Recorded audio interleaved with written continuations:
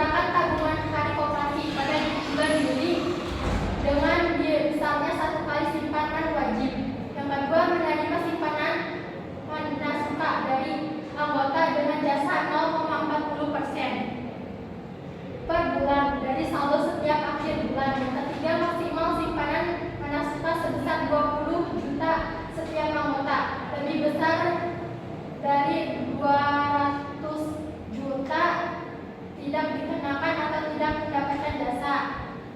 Yang keempat, pinjaman pihak ketiga atau lembaga perbankan dan lembaga lainnya.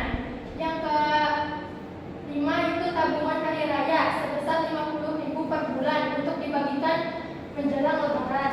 Yang keenam itu menghimpun simpanan wajib sebesar 35.000 setiap bulan bagi anggota golongan 1, golongan 2, pensiunan dan karyawan. Adapun untuk golongan 3 sebesar 55.000, golongan 4 itu 100.000 setiap bulan.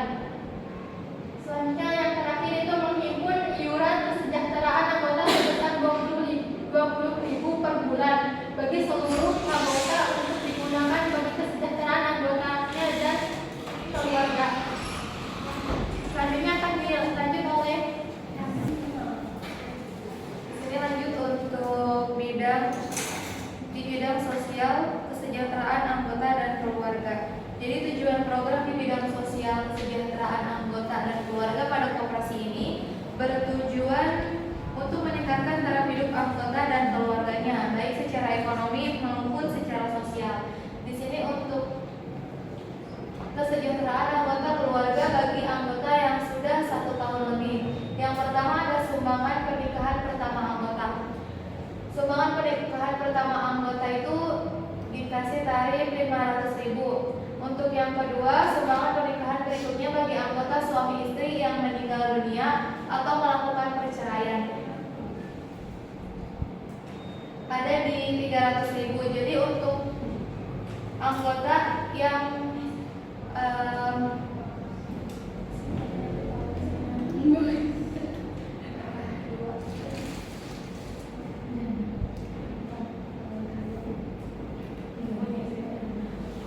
Jadi untuk sumbangan pernikahan ini tidak berlaku untuk pernikahan poligami ya. Hanya untuk yang kalau misalnya menikah kedua kali pun cuma karena perceraian atau karena meninggal dunia saja. Untuk yang ketiga ada sumbangan bagi anggota yang akan menikahkan putra putrinya anak ke-1 dan anak kedua dari pernikahan yang sah secara hukum agama. Tidak berlaku untuk pernikahan secara siri. Ini ada di tarif 500.000. Untuk yang keempat, sumbangan kelahiran anak ke-1 dan kedua 500.000. Yang kelima, sumbangan hitanan anak ke-1 dan kedua 500.000 juga. Catatan, bagi anggota yang melakukan seperti poin ABC tersebut untuk mengajukan pada bulan tersebut atau sebelum pelaksanaan selamatan. Apabila lebih dari bulan tersebut, kami tidak akan memenuhi pengajuan tersebut. Apalagi kalau misalnya pengajuannya itu dilakukan secara mendadak. Untuk yang keenam ada sumbangan rawat inap bagi anggota dan keluarga. Untuk suami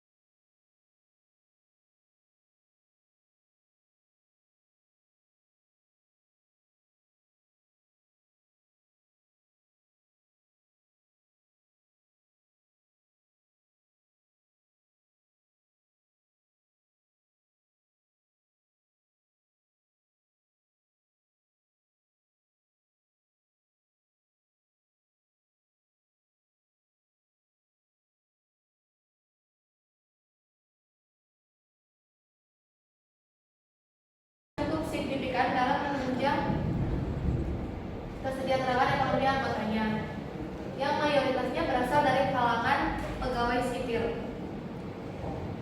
Koperasi ini juga menyediakan berbagai layanan seperti simpan pinjam, penyediaan barang, kebutuhan pokok, serta jasa keuangan lainnya, yang sangat membantu anggota dalam memenuhi kebutuhan sehari-hari maupun kebutuhan mendesak.